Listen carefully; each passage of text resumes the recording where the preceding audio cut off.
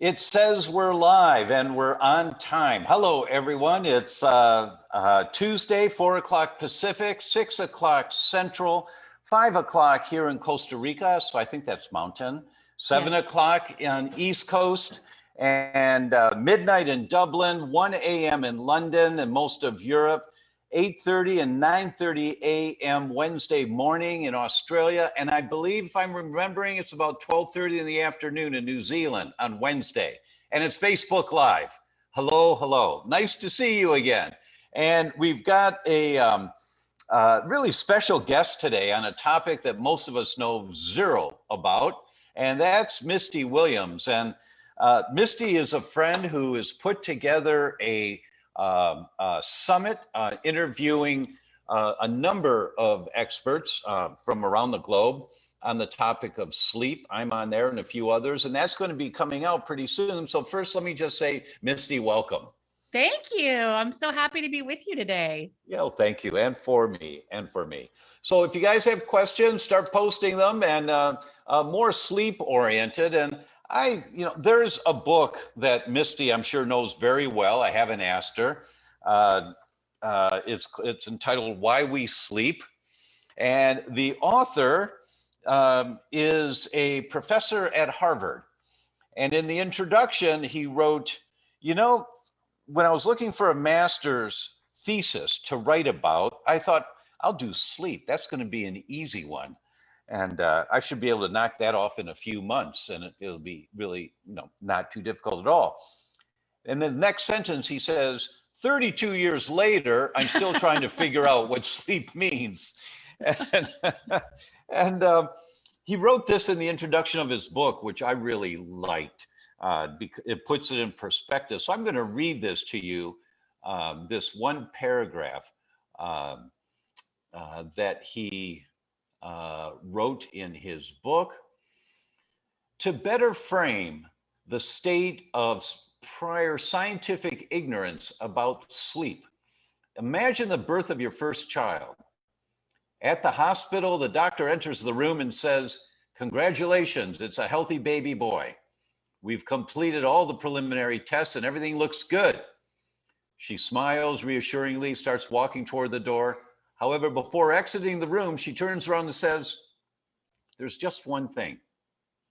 From this moment forward, and for the rest of your child's entire life, he will repeatedly and routinely lapse into a state of apparent coma. It might even resemble death at times. And while his body lies still, his mind will often be filled with stunning, bizarre hallucinations. This state will consume 1/3 of his life, and I have absolutely no idea why he'll do it or what it is for. Good luck." And then the doctor leaves the room. And that's not too far from what most of us know about sleep and the importance of sleep. So, Misty, let's just go right to the jugular on that question. What is the importance of sleep? Well, Harvard Medical School calls sleep the third pillar of good health. And it is the most important thing that we do if we want to heal. That's what sleep is. You think about, for a lot of women, we think about losing weight. When do you lose weight? You lose it when you're sleeping. When does your body heal and detoxify? It does it when you're sleeping. When do you unwind from a stressful day and work through your body processes through all of the workout that you did earlier the day, the stress that you're carrying from work? Everything happens when we're sleeping. So sleep is hugely, hugely important to our health. And it's a topic that I got interested in because early in my journey, I realized I had really crappy sleep. If people don't know my story, I had a surgery to remove an endometrial cyst. There was a complication. I had a follow-up surgery. And after the surgery was over and they sent me home, I didn't sleep for 144 hours. And it was the first time that I had gone through a period of sleeplessness like that. It's like torture. If you've never gone days and days and days without sleeping, it's truly, truly awful. And after that, I started unraveling. I had a lot of fatigue and brain fog. It was just like my body wasn't functioning. And I went back to my doctors and they basically told me things were fine and my labs were normal. And asked about my endometriosis diagnosis, and it's, oh, we don't know what causes it. You can Google it. We can put you on birth control or do surgery if it comes back. So I was beating my head against a wall trying to figure things out. And when I finally started working with a chiropractor friend who really just as a friend reached out to me and said, hey, I want to help you, the first question he asked me was, how's your sleep? And I thought my sleep was fine before everything happened. Obviously, I knew something was wrong, the last 6 months, but previous to that, I was a chronic night owl. I never went to bed before 2 a.m. Like never. For 20 years, I had never gone to bed before 2 a.m. And I would wake up about 7 or 8 hours later in how I thought everybody woke up, which was feeling like you're drug out of a drunken stupor. I thought the reason why it's so hard for me to wake up is because I've been sleeping. Yes. And it was completely logical in my mind, Well, let's stop there. Let's stop there. That's not normal. Right. We're supposed to wake up refreshed, bright-eyed, ready to start your day. I'm not exaggerating. That's why men are supposed to wake up with erections. It's normal. You're supposed to wake up and get going. So please continue, Miss. But there's a lot of people that wake up like you just described, and we kind of went, right past it. So I want everybody to know that one. Yes. Well, I think it was very normalized for me. I remember in high school, I would work and sometimes I wouldn't get home until 10:30 or 11 from my retail job and go to sleep. And, those next days at school were rough and I would fall asleep in classes a lot. But this idea of being refreshed when you woke up, it was completely foreign to me. And I didn't know it was a thing. Whenever I would hear like people talk about their morning routines and like get up at 5 o'clock before anyone else gets up, it's a great time to journal and pray and get your workouts in. I remember thinking, who are these people? Like the act of discipline and will it would take for me to consistently wake up at 5 a.m. was like beyond my comprehension because of how challenging mornings were. Yeah. But it never really occurred to me that they were challenging because I was going to bed so late. I just kind of had this story that I was a night owl and this is just how I'm wired. But Dr. Tom, like you just said, because some people are wired to be night owls. It's a genetic thing. Some people, can go to bed at 12 a.m., 1 a.m., and they're wired to do it. And they wake up 7 or 8 hours and they feel refreshed. And that's how you know. That's how you know without doing all the genetic testing, if you're really wired to be this night owl person, right? Is when you wake up, you're feeling refreshed. But from that point on in my own journey, that was 10 years ago, I really started becoming obsessed with like this idea of sleep. I wanted to have this experience of waking up refreshed. It became like this new novel thing, like, oh my gosh, wouldn't it be amazing if I could wake up in the morning and journal and work out and do all the things they say, Yeah. But I also had a lot of other health challenges too. And, that was just the very beginning of my sleep challenges because a lot of things started unraveling for me. I started having a lot of hormone issues. I didn't realize it, but a couple of years later, I got heavy metal poisoning from having the mercury fillings improperly drilled from my teeth. So a lot of things came up over the next 5 years, especially 6 years, especially that challenged my sleep in different ways. And so I was constantly like, I knew that sleep was the thing, and so I was constantly like taking on, how do I improve this? And really, I changed everything about the way I live so that I could sleep at night. And it's such an important topic. When I'm not sleeping, none of my protocols are working. All the hundreds of dollars I'm spending on supplements is for naught, the different things that I'm doing to try to get Epstein-Barr under control and detoxify from the heavy metals and all of that, it's just a miserable experience with no progress when I'm not sleeping well. So, beyond just wanting to have the experience of being refreshed in the morning, I started realizing what an important topic this was for all of us, because ultimately, if you're in the natural health space and you're following someone like Dr. Tom, you've really taken on this idea that you need to improve your health and your quality of life. And fundamentally, we can't do that if we're not sleeping well. You said something really important. I want to make sure everyone heard. And that was the first thing you said when I said, welcome, Misty. And so what is it about this thing? You said, well, you don't heal unless you sleep. And then Misty just told us her personal story of experiencing that. Now, technically, when you go to sleep, when you're in a deep sleep, you're in a parasympathetic dominant state. That's the nervous system that's relaxed and regenerating. And unfortunately, if you don't get quality sleep, you don't get much parasympathetics. And so your body doesn't relax, your body doesn't regenerate. That only happens when you get good sleep. So the first thing that Misty said, well, you only heal when you sleep, is right on the money. So irrespective of what the complaint is that you have right now, the baseline to get well, first drink enough water, but no, sleep is more important. If there was one or the other, yeah, but you need both, right? But you do. It's baseline. It's just baseline how important. That's why I'm so glad to do this today. Now, I need to do a couple of shout outs here. Brandy was the first one on to say hello. Thank you, Brandy. Venus is here. Cindy says hello, Dr. Tom and Misty. That's Cindy Foley. Alice says, oh my, thank you. Pam's here from Minnesota. Errol says, first question. Why would someone only get nauseous right before bed and it lasts a few hours? It's a better question for Dr. Tom than me. Yeah, most likely. I'm so glad you're here, Dr. Tom.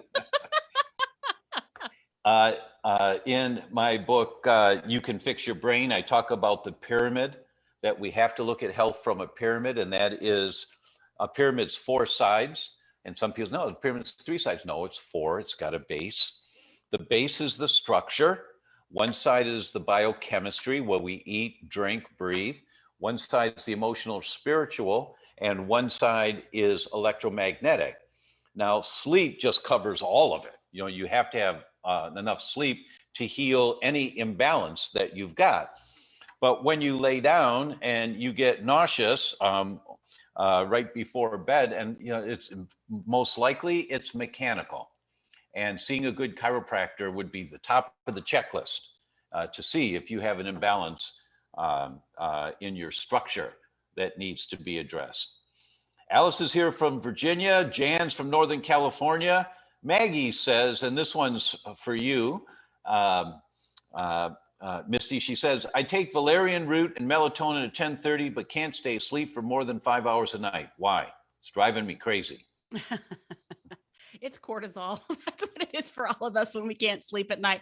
This is actually a pretty complicated, we could unpack this a lot of way of how cortisol affects your hormones and, like all these things, but fundamentally when we are waking up in the night, it's likely a cortisol issue. It could be blood sugar, your blood sugar is dipping too low. So your body's triggering cortisol for you to basically wake up and keep yourself from getting too low blood sugar at night. But, there's a lot of things. If you're taking melatonin, make sure it's the slow release form. That can really help.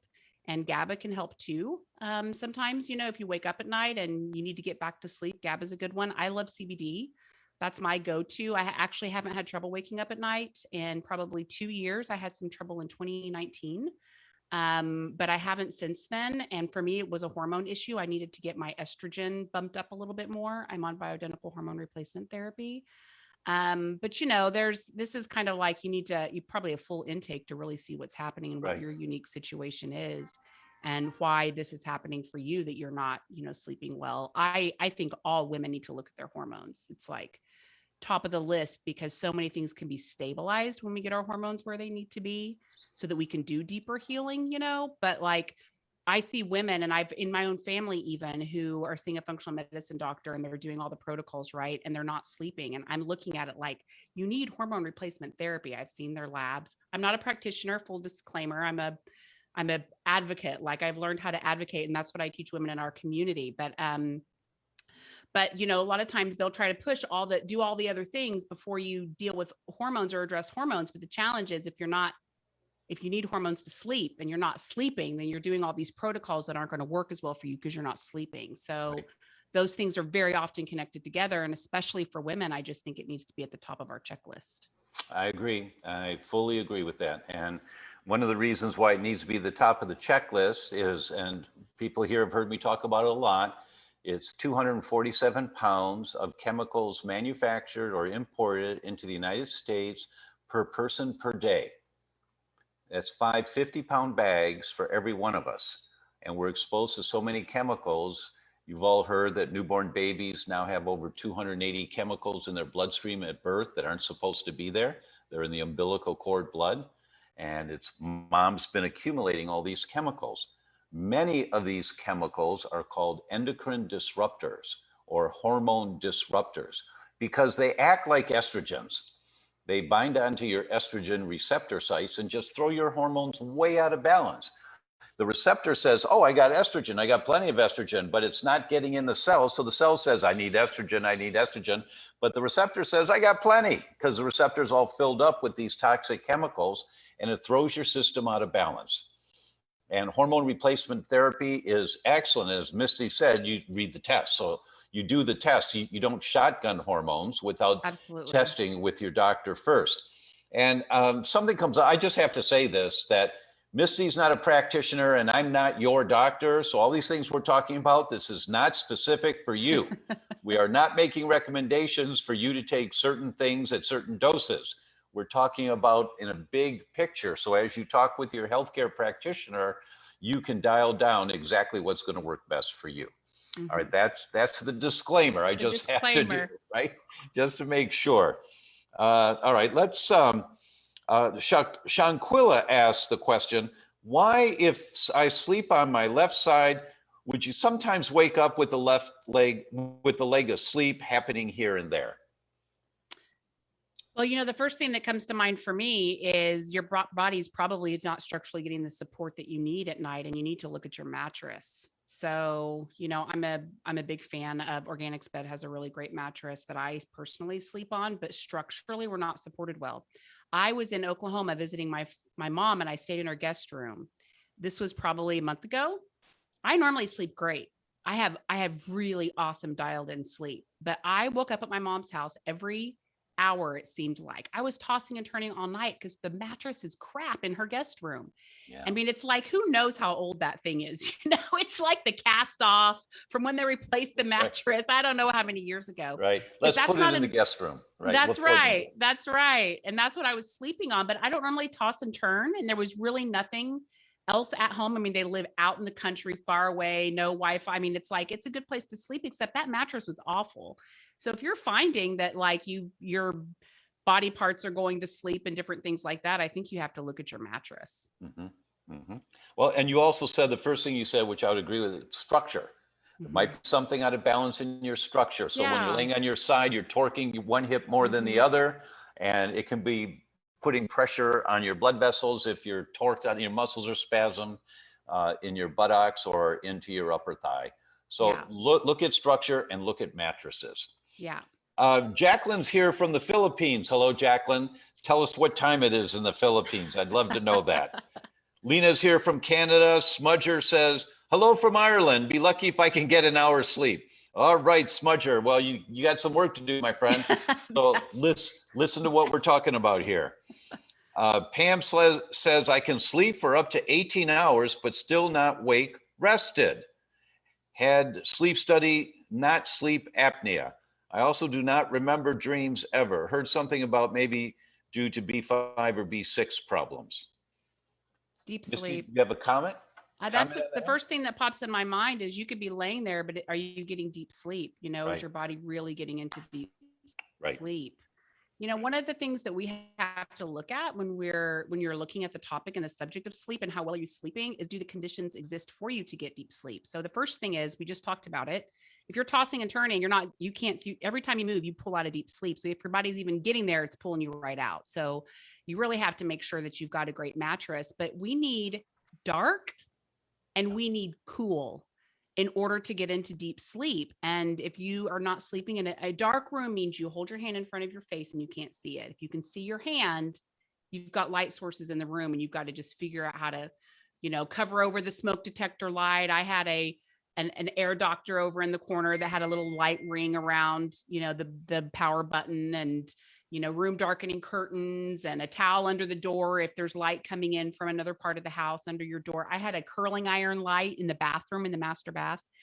So you've got to make sure that your room is cold and dark. I love tracking sleep. You can do an Oura ring to track sleep. You can also, I have a Garmin that tracks my sleep. I think it's a really great way to actually see what's happening. As a layman, with your sleep at night. Certainly people can probably nitpick sleep trackers. How accurate are they? I think they're accurate enough, honestly. I agree with you. And she's talking about an Aura ring. That's A-U-R-A, Aura, OU. O-O-U-R-A, or Garmin is a company that makes monitors and your watches, pulse monitors, things like that. I've used the Aura ring. It seems to register well. It tells you what kind of sleep you're getting. It's a great idea to measure your sleep. You don't heal unless you get good sleep. And so you really need that deep sleep and that REM sleep. Yeah, I mean, that's what does it for you. Yeah, agreed. Laura's here from Oregon. Hi, Laura. That's our Laura at theDr.com. Kim says, is it okay to take melatonin each night, especially if we have to work up until bedtime? I follow all other healthy sleep protocols. Dr. Christine Schaffner talks about this on the summit. She is a fan. Whatever it takes for you to sleep, you have to do. I mean, sleep is so crucial. If you cannot sleep without melatonin, then you need to take melatonin every night, because the option of not taking the melatonin, I mean, there's certainly other amino acids that you can try and see if some other amino acids that are kind of precursors to melatonin will be helpful to you. But I think probably at the end of the day, it's all supplementing. If melatonin works for you, then take the melatonin. Sometimes CBD can really work for people to help bring that nervous system down, so you're not having to come, especially working, until you go to bed. I would probably be looking at CBD to help me with that, just to bring that nervous system that's really amped back down to where it's more manageable to move into the parasympathetic nervous system. Dr. Tom has a great interview about your parasympathetic nervous system on the summit, by the way, and I really like how he unpacks the mechanisms behind how all of this works. But I think whatever it takes, definitely do it. My friend Scott Jeffrey, theDr.com, has a blog called Decalcifying the Pineal Gland. And for a lot of us, the reason why we need to supplement melatonin is because our pineal gland has gotten calcified. Toxins do this to our pineal gland, to what Dr. Tom was just saying a moment ago about how toxic our environments are. So, sometimes you can do some deeper stuff, to decalcify and make it support your body in producing melatonin. But in the meantime, if you need it, I think you need to take it. And, light disrupts melatonin production. So we were just talking about a dark room. The reason why you want your room dark is because your skin has blood vessels and red blood cells flowing through it. And there's receptors inside of every single blood cell to detect blue light.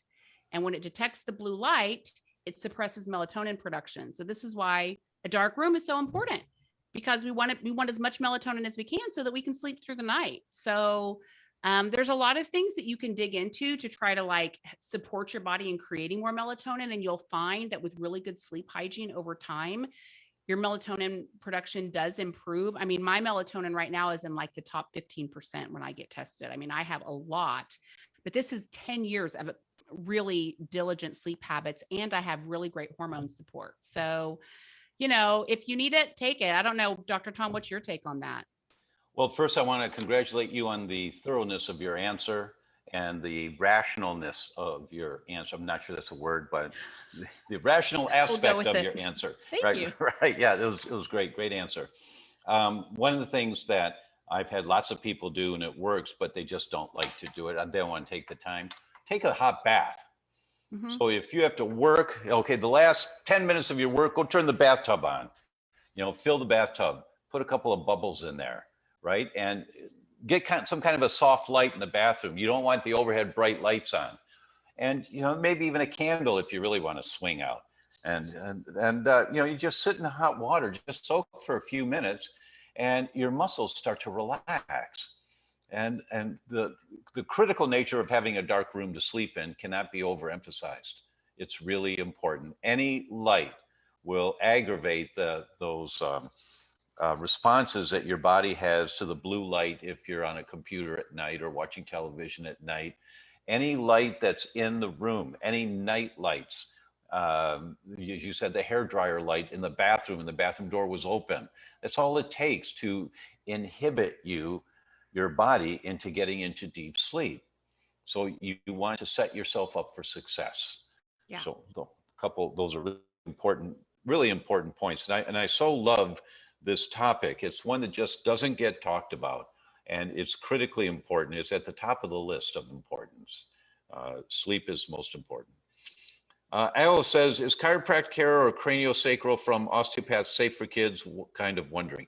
Absolutely, yes. I've treated, well, I don't know, maybe a few hundred kids in my life. I didn't have a pediatric practice, but I did. You know, they bring in their kids and I treat them.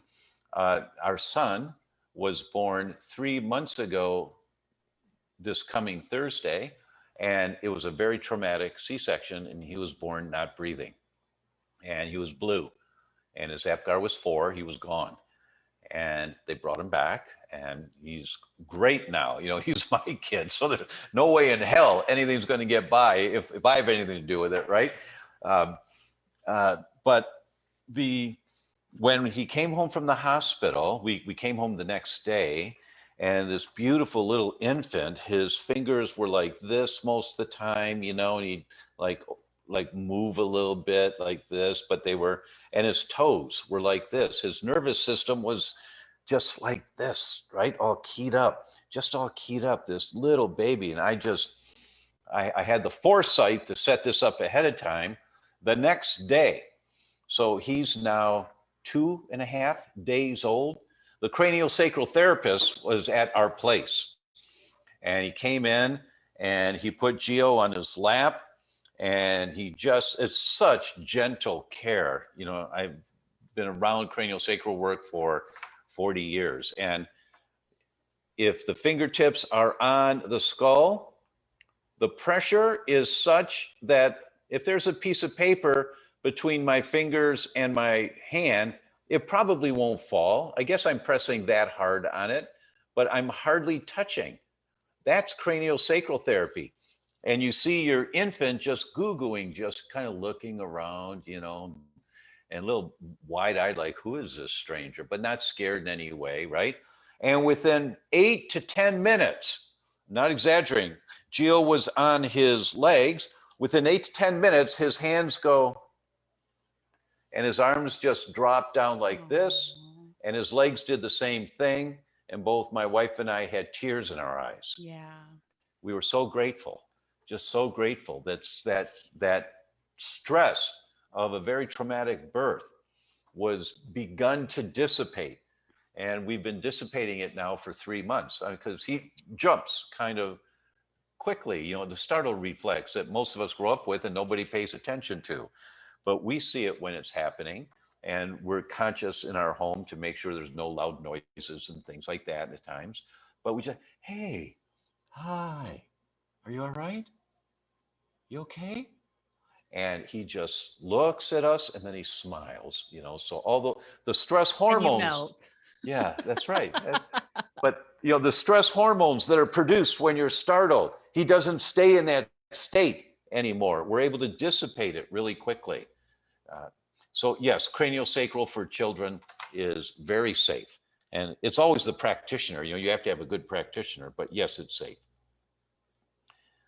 Smudger says, I can close my eyes, but can hear everything going on. Yep, Smudger, read the book that I talked about at the beginning here, and watch the summit. Let's get the link.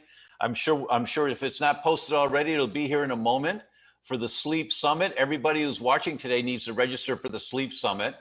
You may watch the entire thing. You may look at who's speaking, what the topics are, and something will call to you, right? But the first step is to register and to see who is going to be talking and on what day.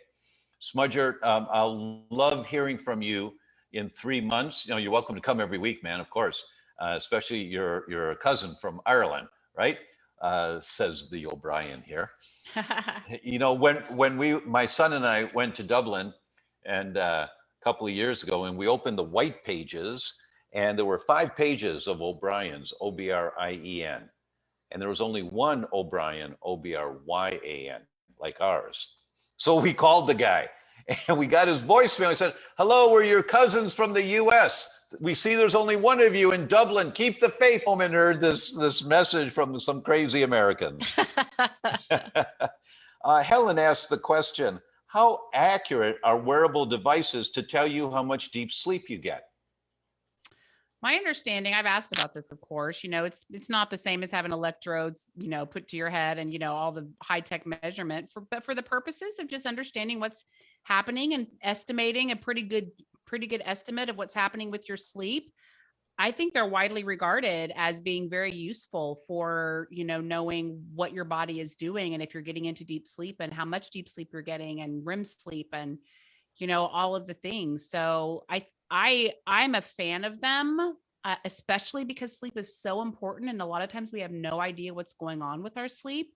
When I first started tracking my sleep, I was giving about an hour and 20 minutes of deep sleep a night. Now I'm getting almost 4 hours of deep sleep a night, like a huge, huge difference, right? And I've been tracking for a few years. So you really start to see what's working, and it's really great reinforcement to keep doing it when it's working. So I'm curious, Dr. Tom, what your thoughts are on wearables.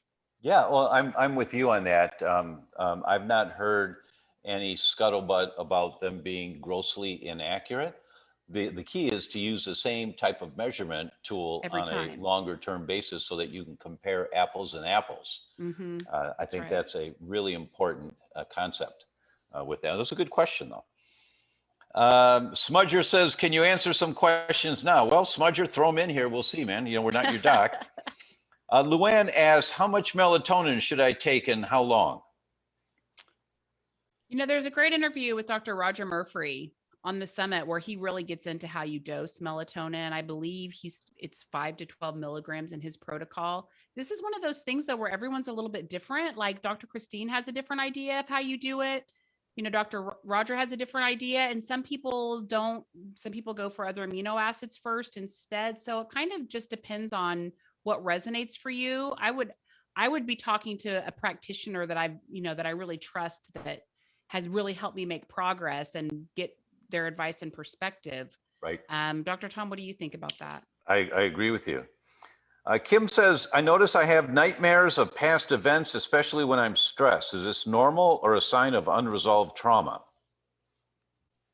We do have some interviews about nightmares and stuff too on the summit. I think it's ultimately a priming issue with your nervous system, whenever all that stuff gets stored. And so therefore it's like being processed out at night, and there's things you can do to reprime. I heard a lot of great things about EMDR as a really great way to work out some of that unresolved trauma. And it's a pretty quick modality too. Dr. Tom, what do you typically tell people that you work with? EMDR is one of the things, stress relief, and that's a garbage term, but that's the topic. And then you look at all of the different ways of doing that. Are you someone who would flourish with mindful walking in the evening, walking slowly around the neighborhood or something, and there's a whole guideline of how to do that? Or do you like to meditate, or do you like to pray? Do you like hot baths? What's a successful tool for you to start to calm down that nervous system? And there are many different ways of doing it. And that's what's great about this summit, about the Sleep Summit, is that all of the experts are talking from the lens of how to get better sleep. So they're all talking from that perspective. And I'm looking forward to hearing a couple of the interviews myself. Faina says hello, Faina Krimgold, which sounds like an Irish name, I think. Bonus points. right. Amal is here from Marina Del Rey. Rachel says, if you take a medication that boosts endorphins, will that disrupt your sleep? I don't know. I'm not aware. I'm not aware of that, like boosting serotonin or whatever. I actually think that might help. Yeah. Endorphins are not stress hormones. So if you're enhancing endorphins, they're feel-good hormones. Mm-hmm. Melatonin would fall in that category. Oxytocin falls in that category. They're not stress hormones, so they should not inhibit your falling to sleep and or disrupt your sleep. Marcy says, I have non-24-hour sleep disorder and use Hetlios, still have issues. Well, I can guarantee you that you don't have a deficiency of Hetlios, and that's why. And So there's something else going on. Great if it helps you in the meantime. That's the job of medication, is to give you a Band-Aid for the oozing wound of symptoms while you explore and uncover the underlying triggers.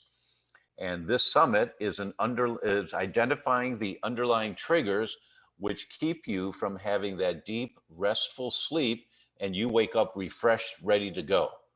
That's the bottom line. Do you wake up refreshed and ready to go? And if not, you need to watch the Sleep Summit.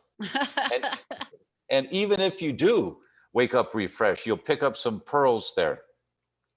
Ellen says, hello, I'm from the Philippines. Hello, Ellen Rose. Ellen Rose Cabugao Ramirez. Okay. Hello, and thank you for joining us. What time is it there? Karen's here from Ontario. Let's see what else we've got here. Quincy says, I just checked my cortisol. It's 5.39. My sleep isn't great right now, and I battle nausea daily. How can I get this in check so I can sleep better and heal overall? Really good question, Quincy. Unfortunately, and Misty may have another answer, but when you can't take something to fix a symptom and expect long-term benefit, you have to identify where is the symptom coming from? What's the origin? What's the trigger that's setting it off? I'm going to go back to this concept. My friend and mentor, Professor Alessio Fasano, who is the chair of pediatric gastroenterology at Mass General at Harvard. He's a professor of nutrition at the Harvard School of Public Health, a professor of gastroenterology at Harvard Medical School, the director of the Mucosal Immunology Center, and the director of the Celiac Research Center. Any one of those titles is a lifelong goal for people at the top of the field. This guy is unbelievable. We think he'll win the Nobel Prize. This is a guy who identified leaky gut, the proteins of leaky gut, in 1997. And his team have been researching it ever since. He says there are 5 triggers in the development of all chronic inflammatory diseases. First is your genetics. Next is environmental triggers that ramp up your genes or calm down your genes. Your genes don't turn on and off. And I'm telling doctors now all the time, stop using the language, turn off those genes. You don't turn them off. Genes operate on a dimmer switch, and you can dim them down really low, or you can bring them up bright. So the genes of anti-inflammation, rejuvenation, regeneration, you want big and bright. Sleep helps that. Deep sleep helps that. And the genes of inflammation, you want them down low, right? So you can't do anything about the genes you've got, but you got plenty of control over how the dimmers are operating for all of your genes, right? So when you have these environmental triggers, they affect the microbiome in your gut. 36% of all of the small molecules in your bloodstream are the exhaust of the microbiome in your gut. 36% of everything in your blood are these metabolites from the bacteria in your gut and the viruses in your gut. Over 1/3 of everything. Why? Because the geek term is modulates, has its hands on the steering wheel of where your car is going, where your body is going. Now just turn the car a little bit to the steering wheel, a little bit to the right, you're off the road in 100 yards or 50 yards. Just have your microbiome out of balance, your metabolism goes out of balance, and then all of the symptoms start. So that's number 3 is the metabolism. Number 4, not metabolism, the microbiome. Number 4 is leaky gut, that the altered microbiome creates the inflammation that causes the leaky gut. And number 5 is a systemic immune response, diabetes, Hashimoto's thyroid disease, estrogen dominance, estrogen deficiency, progesterone dominance. That this 5 pillars are the way to look at any health problem. So when you say, my cortisol is high and I can't really get good sleep, what do? So you look at it from this perspective and say, why is the cortisol high? Where's it coming from? And it takes some work to do that. It takes some practice to get this down. That's why you attend events like the Sleep Summit, because you're going to learn a lot of good pearls about how to get better sleep. And then you attend the Detox Summit because you learn more about questions to ask your doctor about detox, right? So that's how I would answer that for you, Quincy, is that there's no simple answer, and you have to explore why your sleep's not great and you battle nausea daily. And how can you get this in check? You have to look at the 5 pillars. You have to look at where is this coming from and then address that. Do you want to add to that, Misty? You know, the thing that comes to mind for me is that sleep is a consequence of the conditions we set for it to happen well. You know, and a lot of times the reason why we're not sleeping is because of our lifestyles. And Right. you know, we can get really distracted by, you know, all the things that we're dealing with. But, you know, if you want to make a cake, it doesn't matter how many ingredients are in the pantry. It matters what you put in the bowl.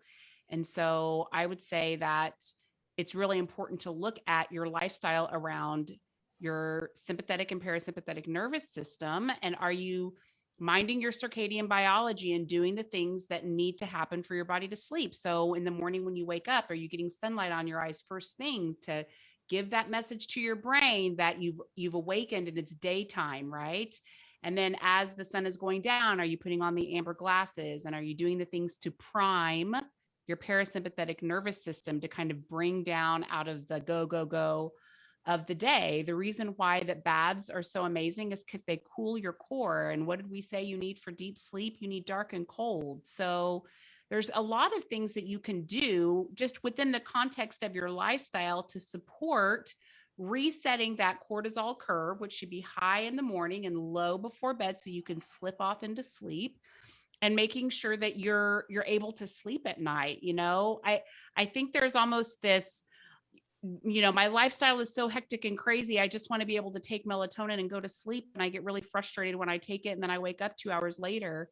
You know, this is a bigger conversation. Like you can't really fix your sleep problems with a supplement. You know, it's your whole life is determining whether or not you're able to sleep at night. And I want to mention one thing that occurred for me, Dr. Tom, after someone was asking earlier about sleeping 17 hours or something and still being tired. The first 6 months of me dialing in my sleep, I slept 12 hours a night and I woke up still feeling exhausted. Took a long time because I had a sleep deficit. Now I understand from talking to people like Dr. Roger Murphy and maybe Dr. Tom, even in your experience, that, you know, I was in my 30s when I got this dialed in, but if you're in your 40s or 50s or 60s and you have this sleep deficit, then you need to be realistic about how long it's going to take you and how much sleep your body really needs to get back to homeostasis, you know, where you're able to wake up in the morning feeling refreshed, because those sleep deficits are real. That's why you test, don't guess. That's why things like the Oura Ring or any of the other ones out there where you're monitoring on a regular basis, how's your metabolism? How was your sleep last night? Those things make a difference in the long term. Mm-hmm. We like to see results immediately, or my gosh, I've been at this for 7 days now. I mean, you know, and it can take months and months, but that's mm-hmm. why you test, is because you can see the little baby improvements that happen, and then you slip back. Why? Because you ate ding dongs last night, and so you didn't sleep well, right? And then you get back on track with your diet, or if that's a trigger, and then you see you're sleeping better, and you're sleeping better, and then you fall back again because, well, what did I? Oh my gosh, I watched that cop show last night, you know, where they were shooting people, and I thought it was a really violent scene. You know, you start to be able to identify the triggers that are setting you off, right. But you have to be able to monitor your progress. And that's why something like the Oura Ring or one of those monitoring devices is so great. You know, another test that could be really helpful for people is getting your cortisol tested, doing a salivary cortisol where you test 4 times a day. You can do this with the Dutch test. They're going to do it with urine, which is fine. You can do it with saliva tests, but you're testing in the morning. I think it's mid-afternoon, evening. I can't remember exactly the cadence of when you're testing, but it's throughout the day. So you can see how your cortisol is cycling. And when you start identifying and seeing like when you're peaking and when you're really low, it's a great way for you to see what you need to change. For a lot of people, their cortisols is spiking in the afternoon. It's low when they wake up in the morning. And that's really circadian. That's because your light cycles, you're getting all your light later in the day when it should be dark, right? And so the messaging is just all out of whack, and the signaling's all out of whack in your body. And the testing can really help you see that, so you can make a change. Dutch is great because it's going to measure your melatonin and your cortisol and all your hormones too, and you can get a really nice picture. But it's 3 or 4 times as much as just a salivary cortisol test. And if you just need to really work on your cortisol issues and start getting your sleep dialed in, that could be a great place to start. For some people here today, you're feeling overwhelmed already because of all the great suggestions you're hearing. I want everyone to know that this is a months and months and months long project. Now, there can be some miracle things that make a difference in a few days or a few weeks, which is great, but it's normal and it's common to take a long time to get your body back into its normal circadian rhythm, the normal rhythm of the planet and the stars, without getting airy-fairy about it. You know, that there is a rhythm to this life on the planet. And we can be outside that rhythm if we need to, or work or whatever, but you pay a price when you do that. And so you want to get back towards the rhythm. And there are many tools that you'll learn in this summit from all of the experts, of things that can help you do that. No way you're going to do them all, but you may pick up 2 or 3 or 6 that you say, yeah, I can implement that. Yeah, I can do that. The next question comes from Kim.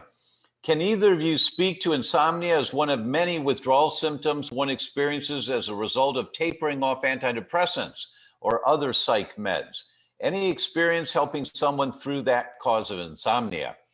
Yeah, that's a really good question, Kim. Now, you may have heard me say before, for every 1 message from the brain going down telling the gut what to do, there are 9 messages from the gut going up telling the brain what to do. And it's your microbiome that modulates, has its hands on the steering wheel of how your brain functions. The percentages of the nerve hormones called neurotransmitters that we've been talking about, like melatonin and serotonin, the ratios, the percentages are controlled by the messages coming from the gut. So whenever, and just Google depression and the gut, anxiety and the gut, schizophrenia and the microbiome. And when you Google these, you see all the studies that have said there's an association here.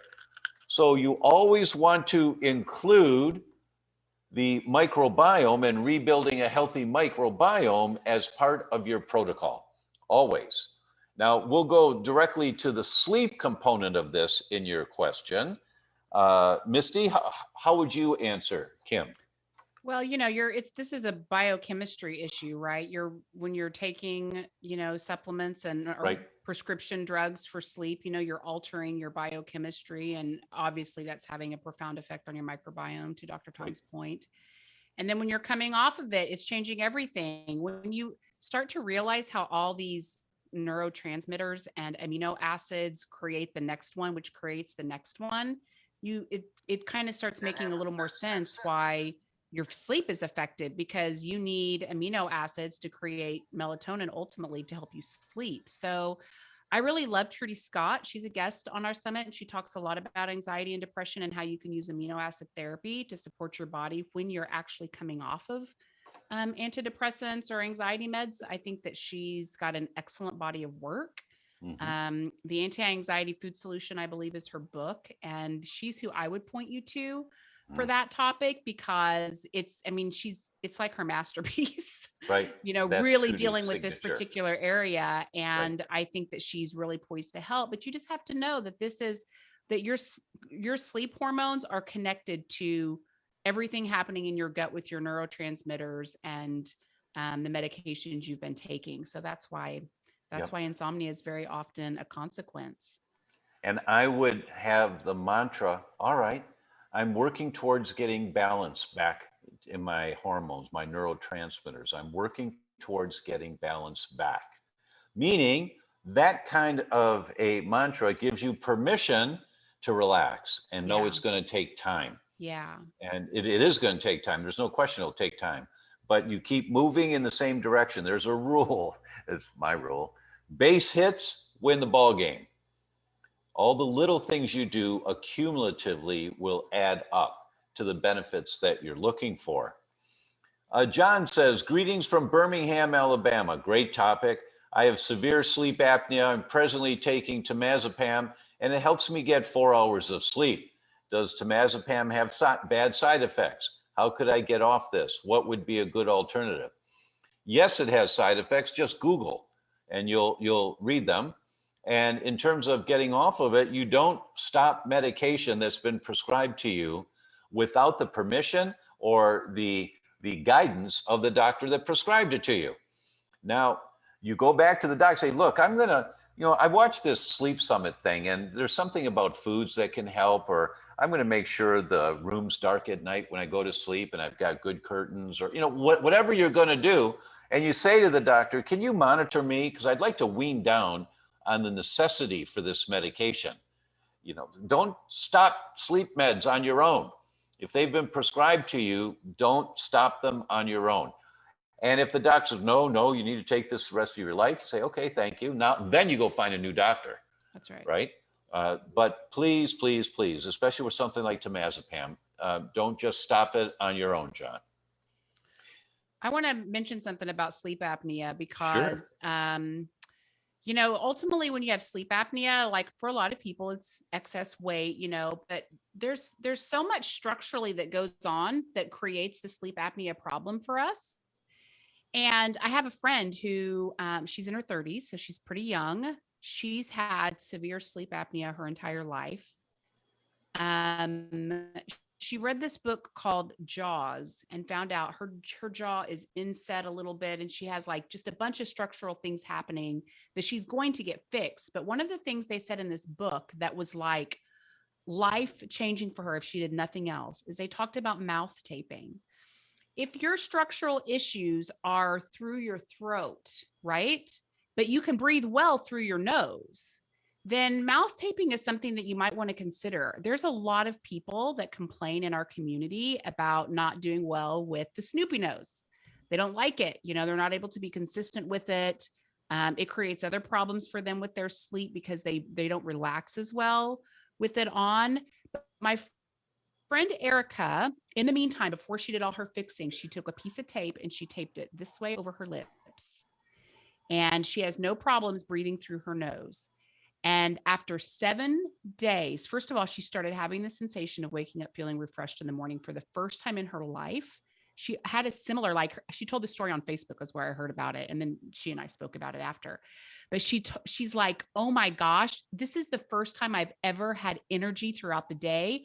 I used to marvel at how people could go work out every day. Like, how do they do that? It's so exhausting, like her quality of life was so horrible, but it was her normal and she didn't know it. Just like me and my, feeling like a Mack truck was my normal.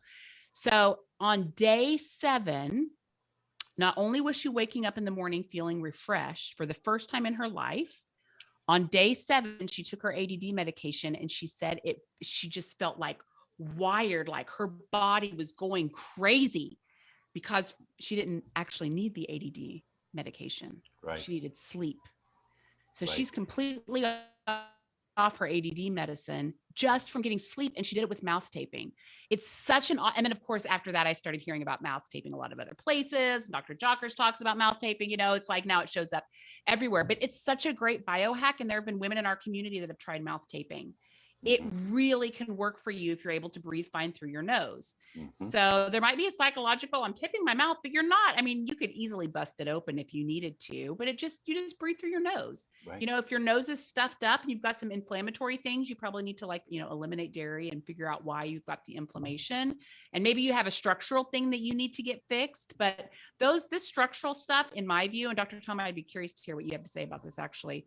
The structural stuff to me is worth the surgery, because there's nothing more important than sleep And if you've got structural stuff that's keeping you from being able to sleep at night, it's going to come off the end of your life. It will definitely shorten your life, and you really need to get it fixed.